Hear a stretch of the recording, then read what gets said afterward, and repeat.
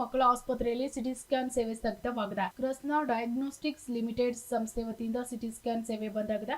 ನಿತ್ಯವೂ 20ಕ್ಕೂ ರೋಗಿಗಳು CT scan ಸೇವೆ ಮಾಡಿಸ್ಕೊಳ್ತಾ ಇದ್ರು. ಆದರೆ 3 ದಿನಗಳಿಂದ ಉಚಿತ ಸಿಟಿ ಸ್ಕ್ಯಾನ್ ಸೇವೆ ಬಂದಾಗಿದೆ. ರೋಗಿಗಳಿಗೆ ಸಿಟಿ ಸ್ಕ್ಯಾನ್ ಸೇವೆ ಮರೀಚಿಕೆಯಾಗಿದೆ. ರೋಗಿಗಳು ಸಂಕಷ್ಟ ಅನುಭವಿಸುವಂತಾಗಿದೆ. ಕೃಷ್ಣ ಡಯಾಗ್ನೋಸ್ಟಿಕ್ ಸಂಸ್ಥೆಗೆ ಬಾಕಿ ಹಣ ಪಾವತಿ ಮಾಡಿದ ಸರ್ಕಾರ, ಹೀಗಾಗಿ ಸೇವೆ ಬಂದ್ ಮಾಡಿದ್ದಾರೆ ಆ ಸಂಸ್ಥೆಯವರು.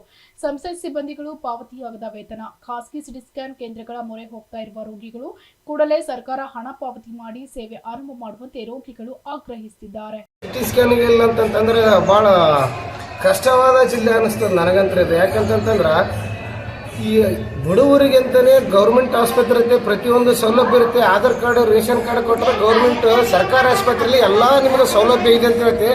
ಆದಷ್ಟು ಇಮಿಡಿಯೇಟ್ಲಿ ಸೌಲಭ್ಯ ಅಂತಂದ್ರೆ ನಮಗೆ ಸಿಟಿ ಸ್ಕ್ಯಾನಿಂಗ್ಗೆ ಭಾಳ ಸೌಲಭ್ಯ ಇದೆ. ಸಿಟಿ ಸ್ಕ್ಯಾನಿಂಗ್ ಅರ್ಜೆಂಟ್ ಆಗಲೇಬೇಕು. ಬಂದಾಗಿದೆ. ಪ್ರೈವೇಟ್ ಹಾಸ್ಪಿಟ್ಲಿಗೆ ಹೋದ್ರೆ 2-3 ಸಾವಿರ ರೂಪಾಯಿ ಕೊಟ್ಟು ನಾವು ತೋರ್ಸೋಕ್ಕಾಗಲ್ಲ. ಯಾಕಂದ್ರೆ ನಾವು ಬರೋದೇ ಶಾಪುರು, ಸುರ್ಪುರು, ಹುಡುಗಿರಿಂದ ಬರ್ತಕ್ಕಂಥ ನಮ್ಮ ಬಡ ಜನರಿಗೆ ನಮ್ಗೆ ಪ್ರೈವೇಟ್ ಹಾಸ್ಪಿಟ್ಲಲ್ಲಿ ತೋರ್ಸೋಕ್ಕಾಗಲ್ಲ. ಪ್ರೈವೇಟಲ್ಲಿ ಭಾಳ ಇದೆ.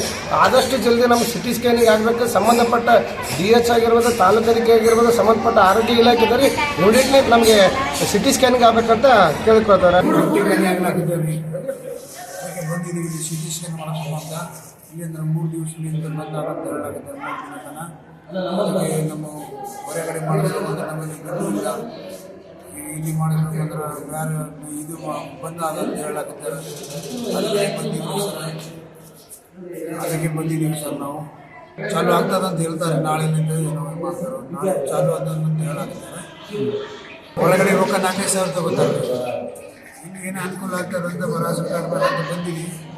ಇಲ್ಲಿಂದ ಬಂದಾದ ನಂತರ ಅದಕ್ಕೆ ನಾವು ಏನು ಮಾಡೋದು ಅಂತ ಬಂದಿದ್ದೀವಿ. Bureau report, SSV news, Yadgir.